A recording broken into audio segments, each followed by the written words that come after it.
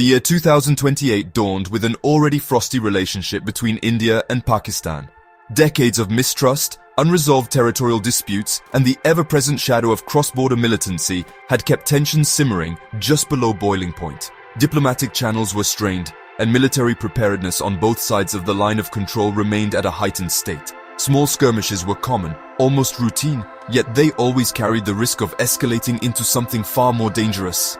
The international community watched with bated breath, aware that this volatile frontier was one of the world's most perilous flashpoints. The air was thick with unspoken anxieties, a silent anticipation of an event that could shatter the fragile peace, however imperfect it was. The trigger, when it finally came in late April 2028, was devastatingly familiar, yet shockingly audacious. A sophisticated, coordinated terrorist attack struck a major Indian city far from the border, a bustling metropolitan center. The attackers targeted civilian infrastructure, including a crowded railway station and a popular marketplace, maximizing casualties and sowing widespread panic. The attack was meticulously planned and brutally executed, leaving scores dead and hundreds injured. The methods bore the hallmarks of well-trained militants, groups that India had long accused Pakistan of harboring and supporting. The sheer scale and brazenness of the assault sent shockwaves across India and indeed the world, immediately pointing fingers eastward. India's reaction was swift and furious. Within hours, high-level government meetings were convened in New Delhi. The public outcry was immense, fueled by round-the-clock media coverage showcasing the carnage. Cries for retribution echoed through the streets and across social media platforms. The Indian government, under intense domestic pressure, openly accused Pakistan's state actors of orchestrating the attack, claiming to have irrefutable intelligence linking the perpetrators to established militant outfits operating from Pakistani soil. The rhetoric was uncompromising, with leaders vowing a response that would be both decisive and punitive. The drums of war began to beat loudly, drowning out calls for restraint.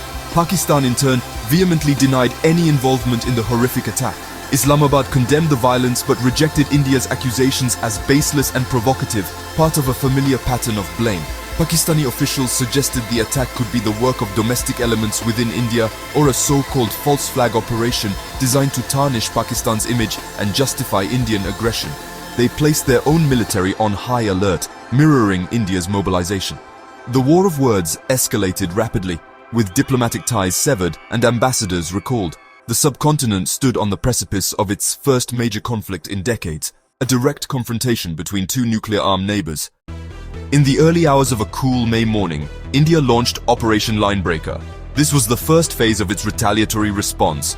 Indian Air Force jets, supported by sophisticated long-range drones, streaked across the line of control into Pakistan-administered Kashmir. Their primary targets were alleged militant training camps, launch pads, and command and control centers identified by Indian intelligence. Precision-guided munitions rained down, aiming to dismantle the infrastructure of terror. India claimed these were surgical strikes, carefully avoiding civilian casualties, though such claims are always contentious in the fog of war. The intent was clear: to send a strong message and degrade the capabilities of groups deemed responsible for the urban attack. The Pakistan Air Force, anticipating such a move, scrambled its own fighter jets to intercept the Indian aircraft. Intense aerial dogfights reportedly occurred in the skies over the rugged Himalayan terrain, though details from both sides were heavily controlled and often contradictory. Pakistan claimed to have shot down Indian aircraft, while India made similar claims about Pakistani jets. Simultaneously, Pakistan launched its own retaliatory airstrikes, targeting Indian military installations and forward positions close to the border. These were largely symbolic, aimed at demonstrating resolve and capability rather than achieving significant strategic gains. The skies became a new, dangerous battlefield, filled with the roar of engines and the threat of missiles. Beyond the kinetic warfare in the air, a new domain of conflict opened up with unprecedented intensity: cyberspace. Both nations possessed considerable cyberwarfare capabilities, and these were unleashed almost immediately. Indian hackers targeted Pakistani government websites, critical infrastructure networks, including power grids and communication systems, and financial institutions.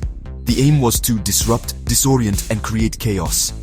Pakistan's cyber warriors retaliated in kind, launching denial-of-service attacks against Indian online portals, attempting to infiltrate sensitive databases, and spreading disinformation to sow confusion among the Indian populace. This digital duel added another layer of complexity and unpredictability to the escalating conflict, a silent war fought with code. On the ground, along the heavily militarized line of control, the situation deteriorated rapidly. Artillery batteries from both sides opened up, exchanging heavy fire. Mortar shells and rockets arced across the de facto border, targeting bunkers, supply lines, and troop concentrations. Small-scale infantry clashes erupted at various points as patrols encountered each other in the treacherous, high-altitude terrain. These were not yet full-scale ground invasions, but were fierce, localized battles that resulted in casualties on both sides. The constant shelling forced civilian populations near the line of control to evacuate, creating streams of internal refugees. The initial phase was marked by swift aerial action, a burgeoning cyber war, and intense border skirmishes. As the conflict entered its second week, India escalated its operations, initiating limited ground incursions into specific, strategically vital sectors across the line of control. These were not aimed at a deep penetration of Pakistani territory, but rather at capturing key mountain heights, dominating tactically important areas, and dismantling militant launch pads more thoroughly than airstrikes alone could achieve. Special forces units and regular infantry battalions were deployed in these targeted offensives. The Indian military command stressed that these actions were limited in scope and objective, focused on neutralizing immediate threats and securing advantageous positions to prevent further cross-border infiltration. The goal was to inflict pain and alter the local military balance. The Pakistan army, entrenched in well-prepared defensive positions, mounted a staunch resistance to these Indian advances. The fighting in these contested zones was intense and bloody. The rugged, unforgiving terrain of Kashmir, with its steep valleys and high ridges, made offensive operations incredibly challenging for the attackers and offered advantages to the defenders. Both sides employed heavy machine guns, anti-tank missiles, and concentrated artillery fire. Casualties mounted steadily, and stories of bravery and sacrifice, as well as immense suffering, began to filter out from the front lines. Each captured hill or repulsed attack was portrayed as a major victory by the respective national media, further inflaming passions. The international community watched the escalating conflict with growing alarm. The United Nations Security Council convened multiple emergency sessions with ambassadors from member states calling for an immediate cessation of hostilities and a return to dialogue. Major global powers, including the United States, China, and Russia, exerted considerable diplomatic pressure on both New Delhi and Islamabad. Washington and Moscow urged restraint, fearing a wider conflagration. Beijing, a traditional ally of Pakistan, also expressed concerns about regional stability, while subtly supporting Pakistan's diplomatic position. The fear was that this limited war could spiral out of control, with devastating consequences not just for South Asia, but for global security. The most terrifying aspect of the 2028 war was the ever-present nuclear shadow.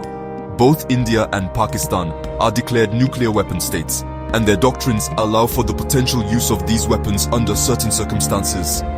As the conventional fighting intensified, veiled threats and public statements from officials on both sides hinted at the possibility of nuclear escalation if their core interests were threatened. This rhetoric sent shivers down the spines of global leaders and populations. Military commands reportedly raised the alert levels of their nuclear arsenals. While ultimately no nuclear weapons were used, the palpable fear of such an eventuality created immense global pressure for de-escalation, underscoring the extreme dangers of conflict between these two nations. After nearly 3 weeks of intense fighting, the combined weight of international diplomatic pressure, the significant human and economic costs, and perhaps a dawning realization that further escalation served no rational purpose, began to push both India and Pakistan towards a ceasefire. Back-channel communications, facilitated by neutral third-party nations, played a crucial role in bridging the gap. The United States, leveraging its influence with both capitals, worked tirelessly alongside other key international players.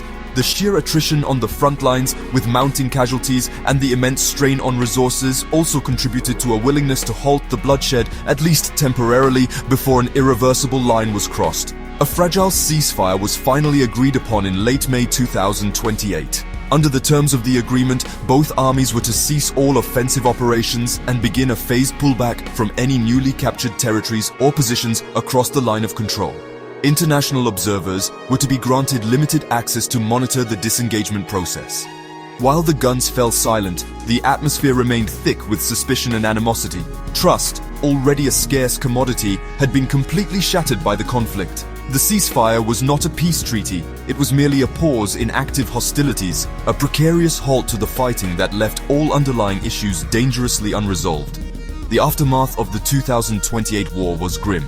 Both countries had suffered significant casualties, military and civilian, though exact figures were disputed and heavily propagandized. The economic impact was severe, with defense budgets ballooning, trade disrupted, and investor confidence shaken. Infrastructure in the border regions lay damaged, and thousands were displaced from their homes. The psychological scars on the populations were deep, with heightened nationalism and mutual demonization making any future reconciliation incredibly difficult. The conflict left a legacy of bitterness and an even more deeply entrenched rivalry, setting back prospects for regional cooperation by years, if not decades. The world collectively breathed a sigh of relief when the active fighting stopped, narrowly avoiding a potentially catastrophic escalation. However, the fundamental drivers of the India-Pakistan conflict, the Kashmir dispute, cross-border terrorism, and deep-seated historical grievances remained firmly in place. Tensions along the line of control continued to simmer, with sporadic violations of the ceasefire becoming a new worrying norm. The 2028 war served as another stark and bloody reminder of the subcontinent's volatility. It underscored the urgent need for sustained dialogue and a genuine political will to address the root causes of conflict, lest the fragile peace be broken once more by the familiar cycle of violence.